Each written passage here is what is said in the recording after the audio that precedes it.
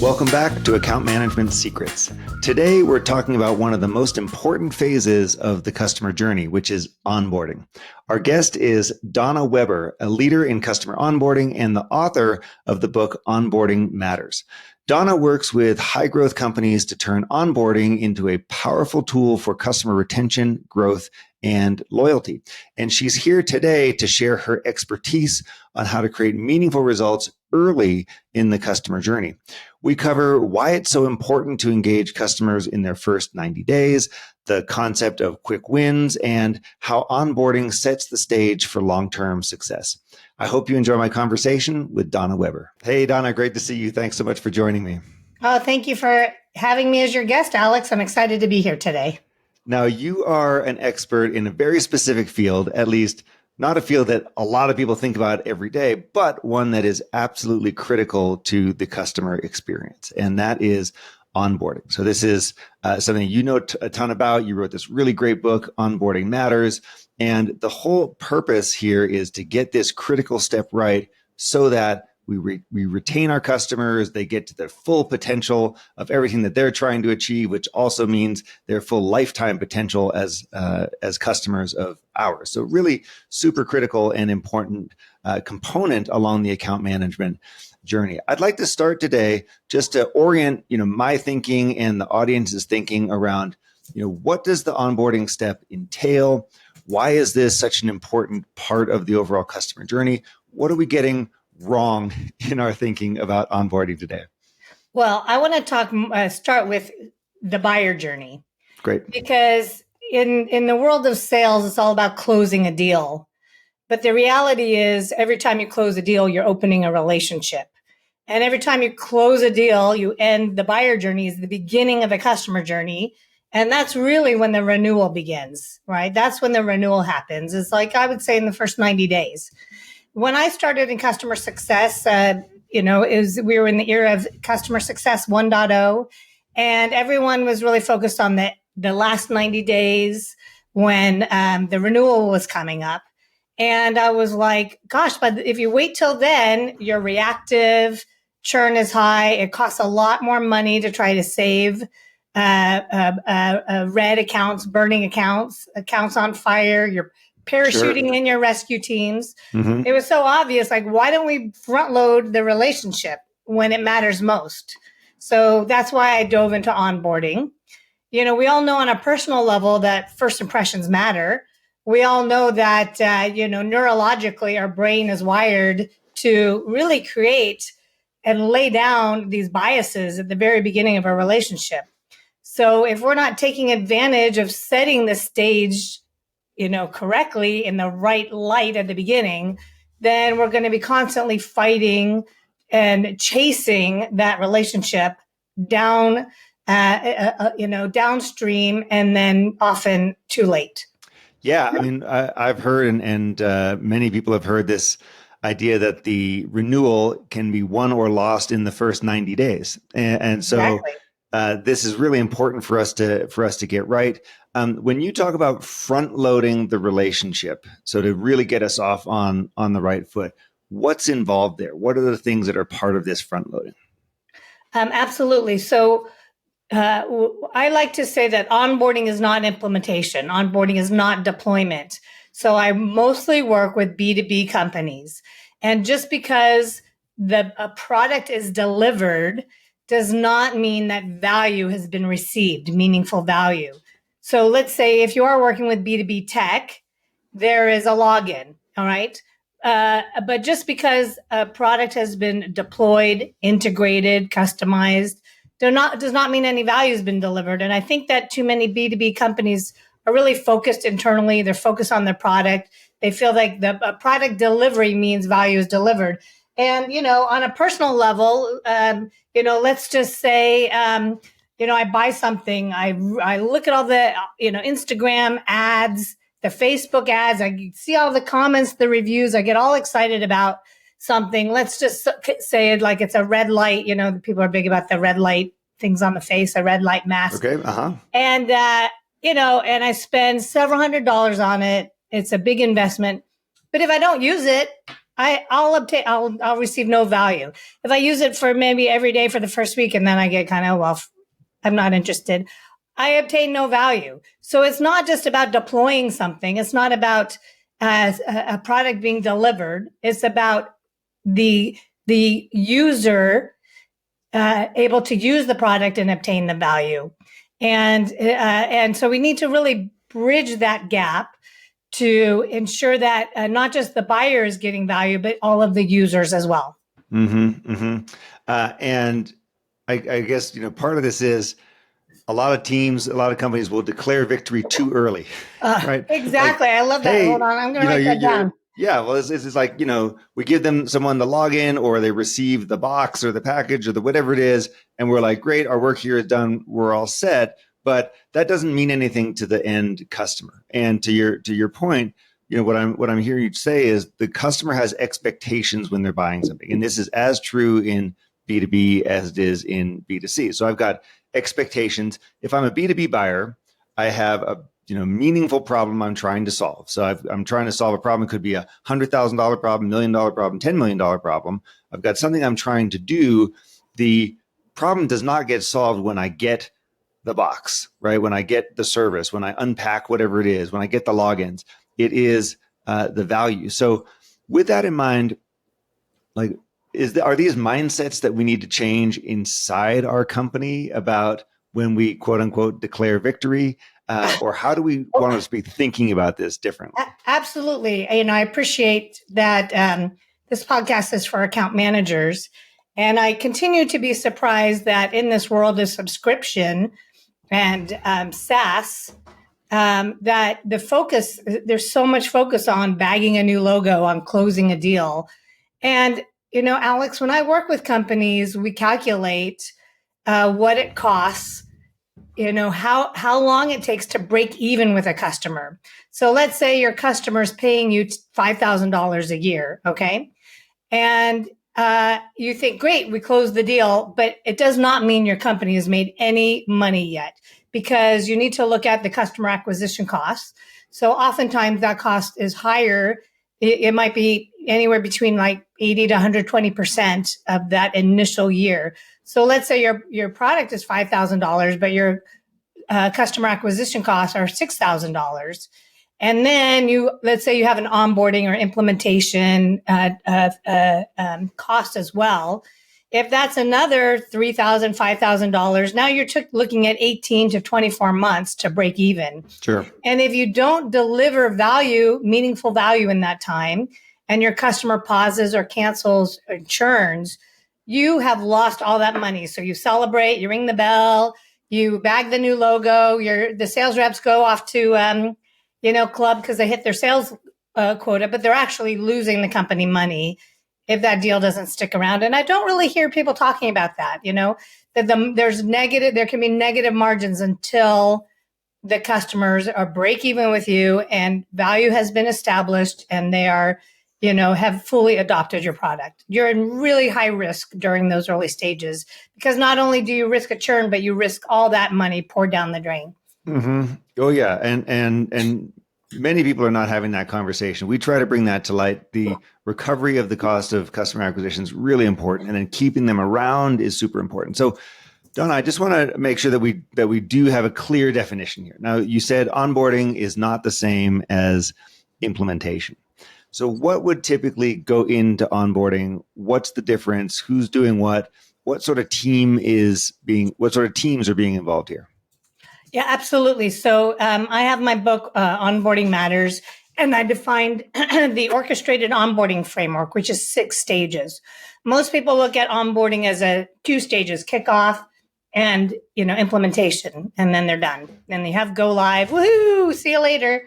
So I included 4 more stages to really, especially for if it's product led growth or more of a kind of consumer, or maybe a less complex type of product or service, you can condense those. But for a complex B2B, it's really helpful. I start off with the embark stage, which happens during the buyer journey so that users can really understand the journey ahead and be ready for success. And then we have a handoff stage, which is setting up the post-sales teams to be successful. but also setting up the customers' teams to be successful, which I want to talk about more. And then we have the kickoff and then the adopt stage, which includes not just the implementation, but also enablement.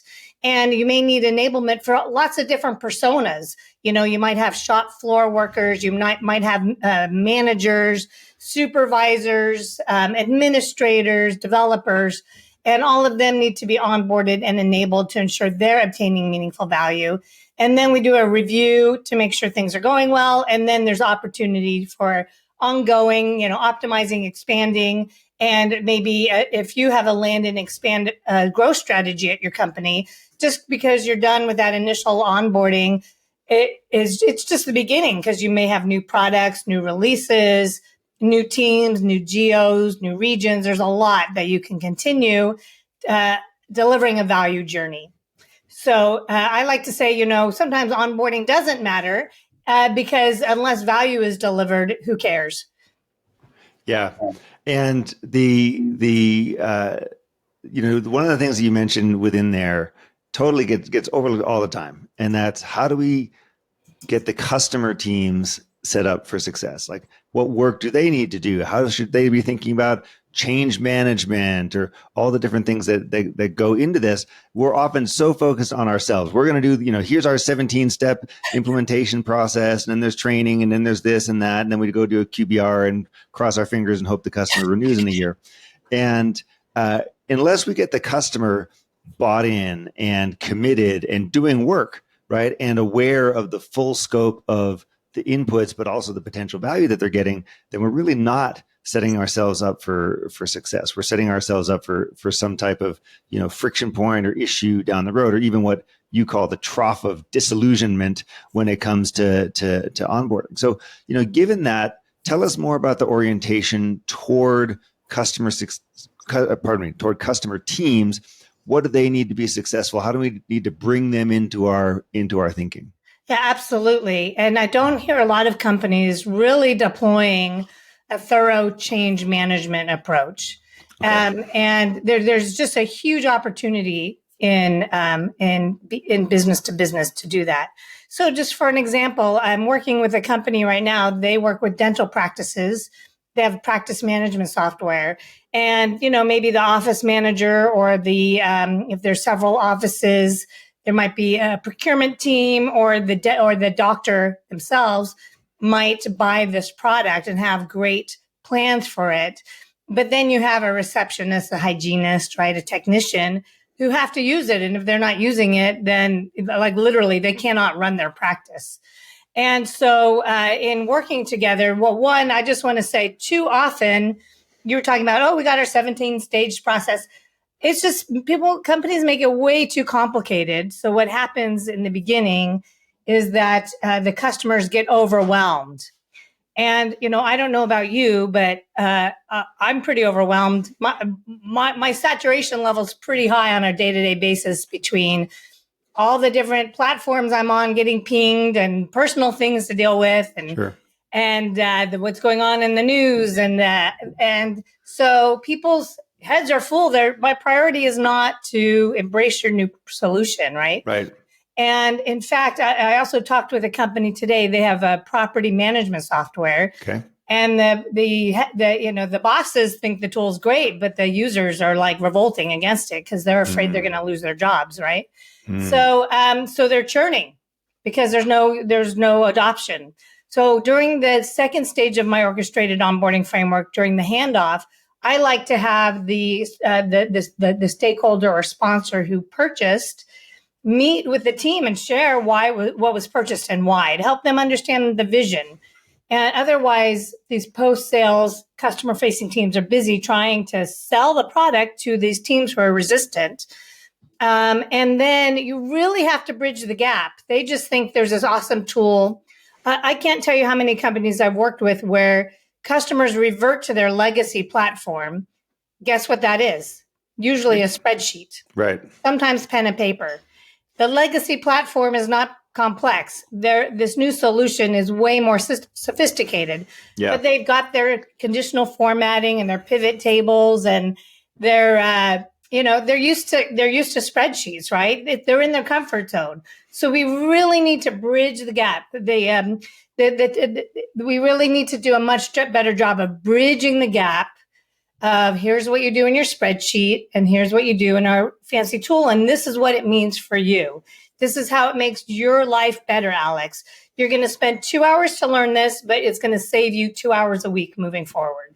Like, we need to really articulate that in a clear way and not just hope they figure it out.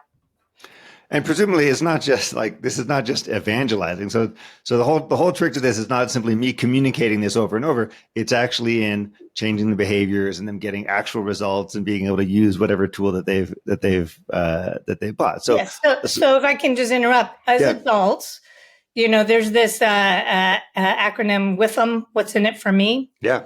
So we are always saying that to ourselves. Well, what's in it for me? And we're always saying to ourselves, so what? So what? So what? So what? Yeah. So if we don't answer those questions for the end users, they will block the product. I mean, and if things are difficult to use, I mean, think about from a personal level. Even if a tool is free, if it takes maybe more than, let's say I told you about a great app and it took you more than maybe 15, 30 seconds to figure it out, you're probably done. Right. Yeah, exactly. We're all saturated. We all have way too much going on here, and therefore we're less likely to want to move forward.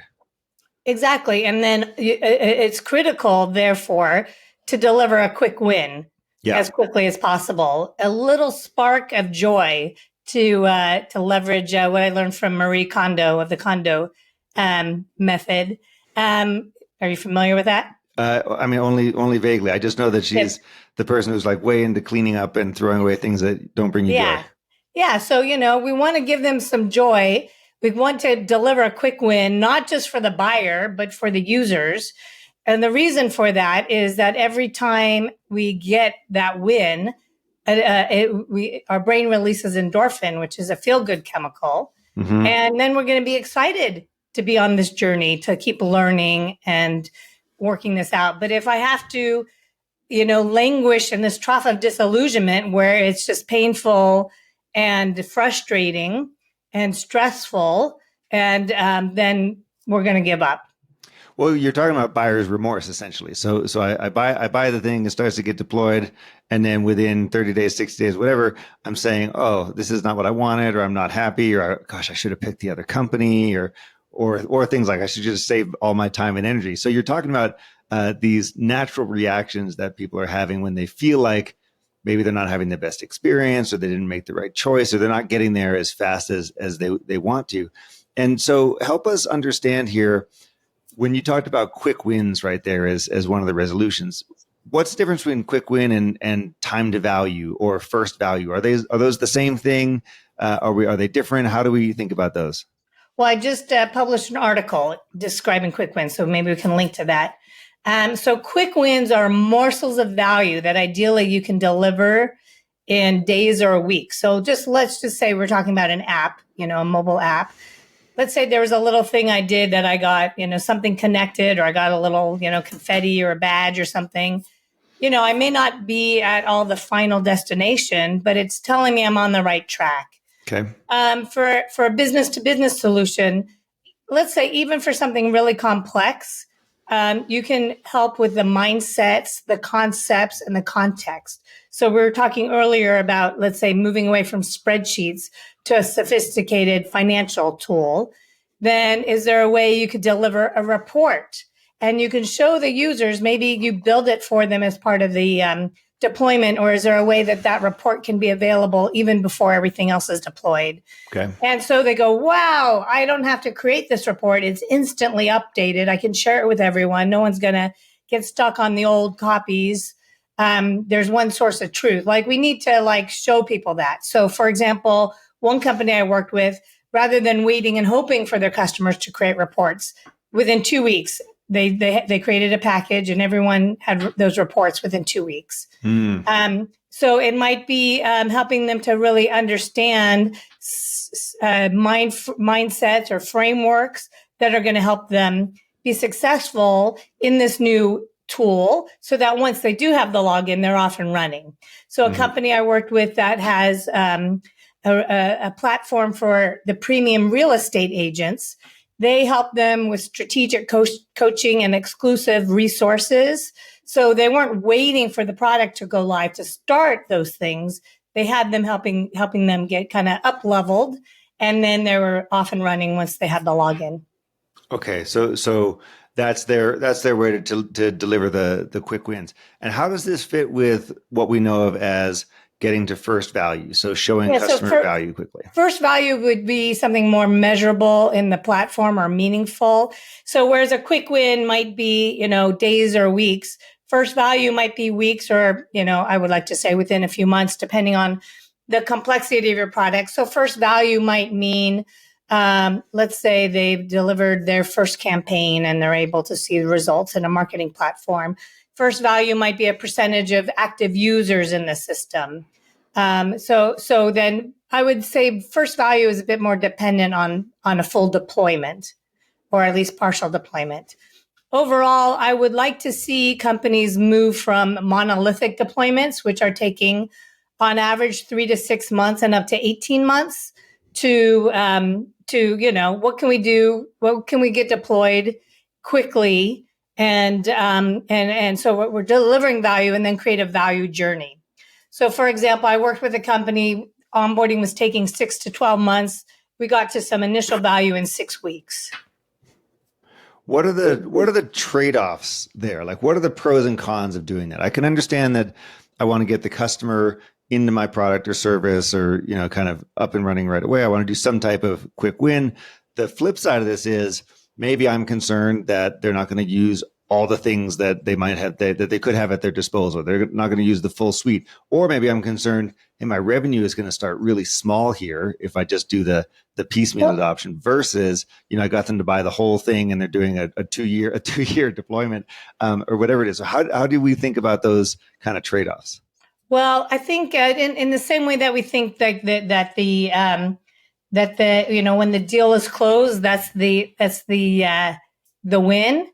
We need to think about this whole value journey. So for example, a lot of companies are created where there's the sales team and then there's the onboarding team and then there's the customer success team. And the onboarding team only deals with new customers. Well, maybe they need to have a way where the customers keep looping back to the onboarding team. Great, we're deployed this component and now we're going to deploy the next component. So it would be a different way of setting up your teams, or maybe you have a separate team that they do those kind of ongoing onboarding. I don't see a downside. And maybe one company I worked with, they are CRM for small businesses, and the businesses, their users are not tech savvy.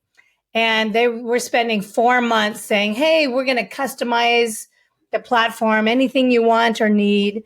They spent 4 months customizing. And by the time they had it deployed, the users were completely disengaged and kind of like, what did we buy this for? And their sales cycle was about 2 weeks. And so what I see is a correlation like that from your sales cycle, you should be delivering some level of value in about half the length of your sales cycle, because 2 weeks is kind of like a consumer right, short. experience. Yeah, that's really short. So what they did, they transformed everything at their company, not just onboarding, but rather than delivering this infinitely customizable product, they really defined their personas and they sold modules like the sales module, the marketing module, the HR module, for personas. They were able to get that live in like 2 weeks. And then they have this infinite selling opportunity, right? So it is different. Yes. And, if you help your customers to be successful early and then keep them growing in your platform, you have, like unbelievable lifetime compounding value. How does this apply? How do these concepts apply to companies that are not in the technology or the software space? So there are other companies out there that sell services. Sometimes it's subscription based or recurring. Sometimes it's one-off. There's people who do all sorts of other business models out there, but we're still all, winning new customers, getting them up and running with whatever it is. So how do I take the frameworks and knowledge that you have, which I understand are primarily based on SaaS and software companies, but how do I take those and apply those in other areas? Well, absolutely. I mean, from a consumer's perspective, can I share a personal experience?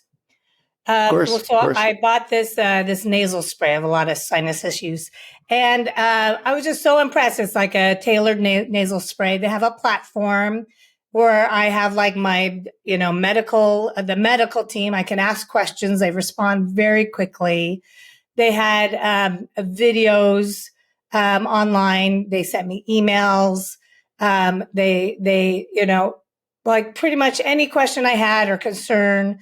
They in the package that it arrived, they had a card where it tells you exactly what to do. Then a link to watch the video. So they're really helping me to adopt this product very quickly. I've been really impressed. I actually emailed them and said, I'm really impressed with your onboarding experience.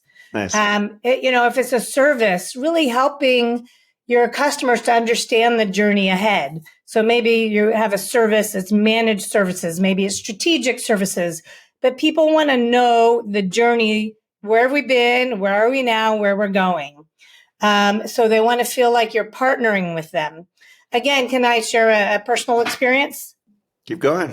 So we were looking at my husband and I were looking at getting solar panels on our roof. And we talked to 4 vendors, and then we chose one. The sales rep was here in the evening, sitting at our kitchen table. So there was a lot of trust there. We chose that vendor. We paid $1,000 deposit, and then we didn't hear anything for like 2 to 3 weeks. And my brain did what it's supposed to do. It starts ruminating. It starts worrying. And I'm like, oh my God, we went to all these vendors. We chose this one. Are we ever going to get our deposit back? And they did not bridge that gap. And eventually they scheduled a meeting with a technician. But all they had to do was like an email from the sales rep, copying a technician saying, oh, thank you so much. You're in great hands. Alex is going to take you from here. Expect a meeting within 2 weeks. And this is the next step. And then after that, this is what happens. Like that's all it needs was this connector from the buyer journey to the customer journey. So I know this is what happened. This is where I am now. This is where we're going. And that would have, calmed all those neural networks. That would have helped me see where we're going, have a vision, and help me build some trust, which is essential at the beginning of a relationship. It doesn't have to be complex. It doesn't have to be high touch. It doesn't have to be expensive. It can be really simple. No matter what kind of business I'm running, I've got customers coming in the door, and I need to have a consistent experience for them. I need to get them over this concept of buyer's remorse or the trough of disillusionment. I need to get around those biases that we're all naturally going to have. I need to know, they're likely to go here, so let me block that and like close that door so they don't go there, for example. So this is going to be really, really widely applicable. I wonder, I'm just thinking out loud here, I wonder how many people who are in charge of big sales teams or big commercial teams are thinking about onboarding as such a full cycle process. They're probably just thinking, did we deliver the package, install the machine or the software, turn it on, did it all work? And then we leave. So there's a much bigger scope here than I think most of us are realizing. Yeah. And so, first of all, I want to say, Alex, you're excellent at summarizing. And Thank you. And some companies are holding off the full compensation for a sales rep until onboarding is complete or until some kind of adoption or first value has been delivered. And I think that's critical. That also means that maybe you're not selling as many accounts at the end of a quarter, but it means that those customers, you're selling to companies who will adopt. So I worked with a company that does technology for health, for medical practices. And, at that time, this was the growth at all costs era. Mm-hmm. And the head of sales was like, time kills all deals. Don't talk to my customers. Mm-hmm. They had that great hockey stick at the end of the quarter. The bookings was off the charts. But what happened? They were selling to poor fit customers. the implementation teams were pulling out their hairs. Implementation was taking way too long, 50% longer, way too expensive. Customers were pausing and canceling their payments. Yep. And they had this whole thing called resales. And so what was happening was the sales reps had to come back in and renegotiate with the buyer and re-pull up the contract. So they had to get the sales rep, the buyer, executive, and legal team involved.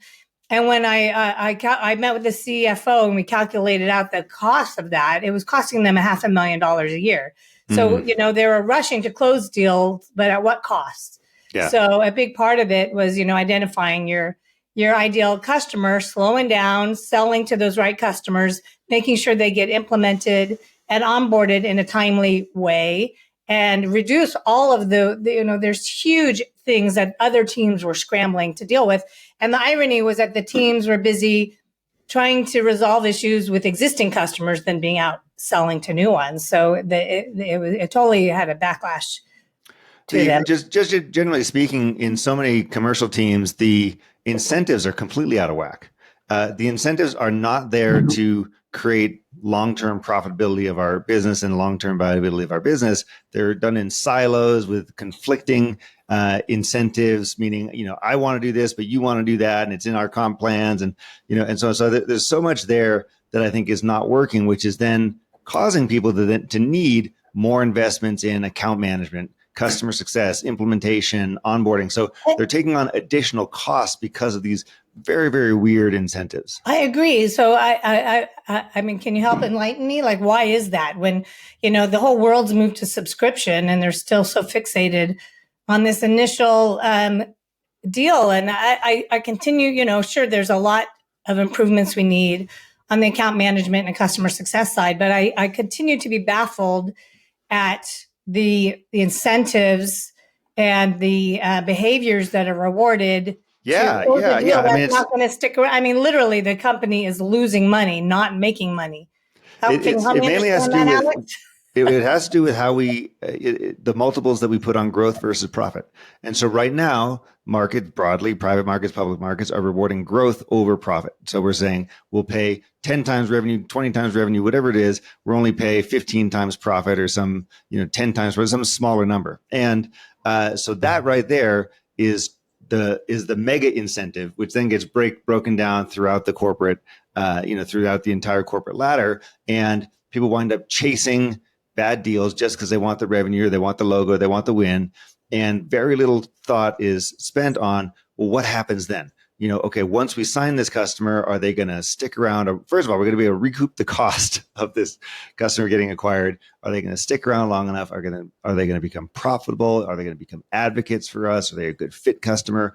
All that stuff. So that's really where we are is we're simply responding to some of these big mega incentives that are happening out there in terms of how companies are being valued. And then how do we start to make that, the change? How do we? Well, I mean, if you look at like some of the super, super successful companies, they are incredibly profitable and driving a lot of revenue. So the idea is you get both. You want growth and profits. It's the ones where they're punting too far in the future and they're just basically buying their own growth. Those are the ones that are going to wind up being an issue. Donna, I want to check in on like what does this team look like? So let's say I buy into the concept of onboarding is bigger than just implementation, but I already have an implementation team. I already have a professional service team. I have an account management team. Maybe I have a customer success team. I've got a customer support team. Are you telling me I now need another team? Where does this team fit? No, How not should I be thinking about necessarily. that? Okay. I mean, so one company I worked with, they had this dental practice management software company. They called them project managers for onboarding, but unfortunately, by calling them project managers, they were just busy ticking boxes and not really building relationships. So we defined a new role, onboarding specialist, and then we're in transition right now of moving folks into that new role or bringing in new people accordingly. The main thing is that when I work with companies, we create a journey that works for you and your customers. So it's not just about what you have It's not about what works internally. It's about what works for your customers and what's going to deliver meaningful value as quickly as possible. And then we look at, well, what are the teams, what's needed. Another company I'm working with, we're piloting an onboarding approach. They don't have an onboarding team. And so we're leveraging, I think they're called solution architects. So they're kind of, just trying that out. And then we're going to determine, is this a package we're going to include from PS? So they have a PS team already. Are we going to, there's an onboarding team with another organization. Would we leverage them? Are we going to create a new team? So those are all the things we're looking at. But, it's all about what makes sense. Is it a CSM thing? Maybe the CSMs take this on. But it's more about what you're delivering to customers than what the internal teams look like. And then it's all about making sure whatever teams you do have or do decide that they're working together in a harmonious way for the customer. And so where does this team normally live? Is it under the chief customer officer, if there is one? Is it under the head of PS? Where does that? Again, it depends, but I like it I personally like it if there is a chief customer officer to have all the customer facing teams in that umbrella, and so that would make a good fit. So if there is an onboarding team, they're going to be liaising with the sales, they're going to be liaising with the CS team. I've had teams that they're working with data teams, data conversion teams, the engineers. They're but they're going to be owning this really important part of the journey. And when we look at, I think we all have a general sense of what the team is responsible for, but how are we measuring success for onboarding teams or onboarding programs? Like what do you recommend that we orient toward to determine, are we on the right track or not? Is it purely, I'm only looking at churn, which could be, 1 to 2 years down the road? What are the intermediate things or the leading indicators I also want to care about? Yeah. So oftentimes when I work with companies, they're doing really well and their customers love them and they're growing. They're on that growth path we were just talking about. Oftentimes they've had, let's say a round of funding or been acquired by private equity. And so that funding, that injection of money goes into the sales and marketing engine. So they can bring in all those new logos. And then those post-sales teams who have been doing something great can no longer handle that wave of new customers coming at them. So then oftentimes I'm coming in and I'm looking at their onboarding approach. And oftentimes it's very expensive. It's very high touch. It's very manual. So let's say, we go from, hey, your onboarding is currently taking 6 weeks and we want to get it down to 4 weeks. So time to onboard can be a metric, so we start with a baseline and then we look at how we can reduce that. Time to value is a metric. Well, first you have to define, what is onboarding done? What does that mean? Or what does first value mean? You need to define that metric. That's the first stage. And then you need to get a baseline of the current state. And then you want to look at how can we do that faster, cheaper, at scale, because let's say we have 5 people on the team and we're going from 50 customers a month to 100 customers a month. And maybe we're going to only get 1 new person on the team. Well, you got to find a way to successfully onboard, keep those great customer relationships, but handle a much higher volume. It may be, let's say that, a percentage of user adoption, adoption numbers. That would be more like a first value, first campaign delivered, as I mentioned before. So it's generally a first value and a time for onboarding. And the implication here is that we know what those are to begin with. So presumably a lot of companies don't, or they don't have consistency, or they don't know what the numbers is. And so we are wanting to then do some type of audit or assessment or current state of the land to figure out what's actually going on here. Because if all we're doing is reporting back after 3 months, then we don't have a baseline. We don't know if we're going up or down. Exactly. One company brought me in. They brought me in because onboarding was taking 8 weeks and they wanted to reduce it to 4. And they can't recognize revenue until their product is live. And so once I did my full assessment, the reality was onboarding is taking 12 weeks. And, everyone, they have this internal perception. So, I like to really challenge people. Oh, yeah, it's taking, 8 weeks. Well, what's the reality? When I told the CEO that, he was speechless. And so the goal was to reduce it to 8 weeks. And by reducing it by 4 weeks, 1 month, that meant they could recognize an additional $500,000 of revenue a year. Right. So it's So huge. bam. So onboarding teams Yeah. have a huge part to play in the business bottom line. One, if you can't recognize revenue until something's been delivered, till a service has been delivered, or till a service has started, you're holding up all that revenue recognition. Two, I like to also look at, well, when does expansion start? If you're just assuming, oh, customers don't expand till they renew it the first year. Well, if they are thriving on your product within 6 months, why wouldn't they start using more, buying more, leveraging other teams? If you can start that compounding expansion revenue 6 months earlier, wow! I mean, I one company I met with a couple of weeks ago, we looked at the cost of onboarding. It was very low, so that was not the issue. But we looked at if they could get customers to start expanding earlier, it was an additional $2 million a year for the company. That, and this is a startup.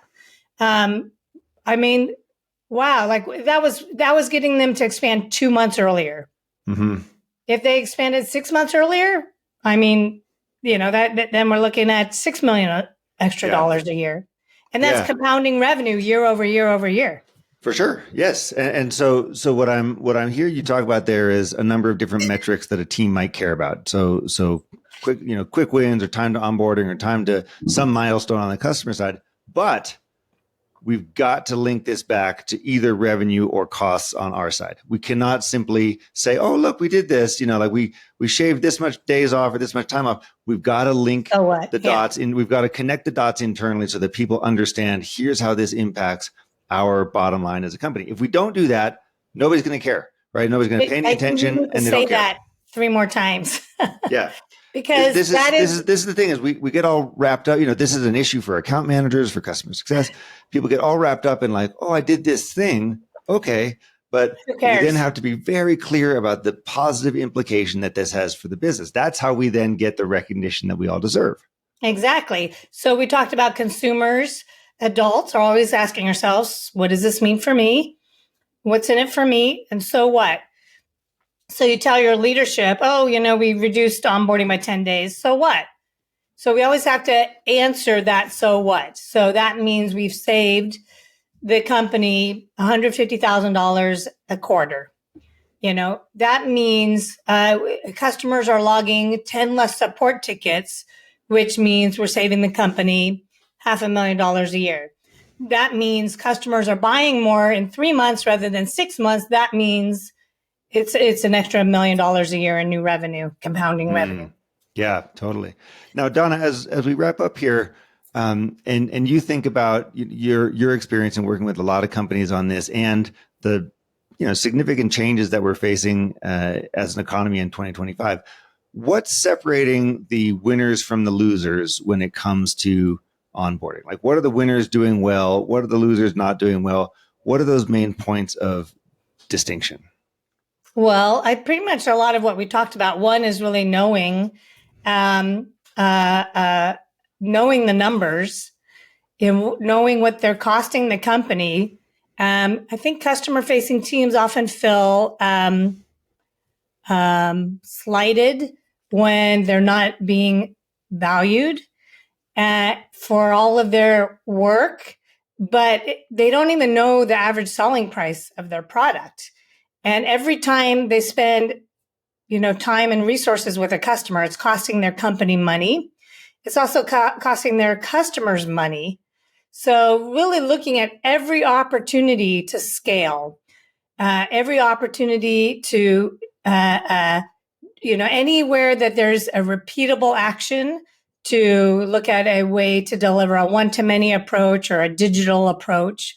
Not saying the whole experience has to be digital, but really, we need to get out of this kind of manual, repetitive, facilitating, and up level to deliver meaningful value and not just staying busy.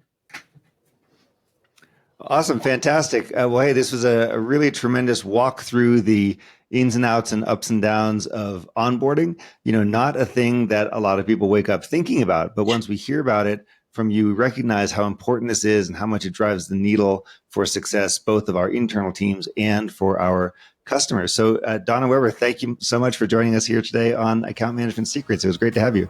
Thank you, Alex. It's a real pleasure.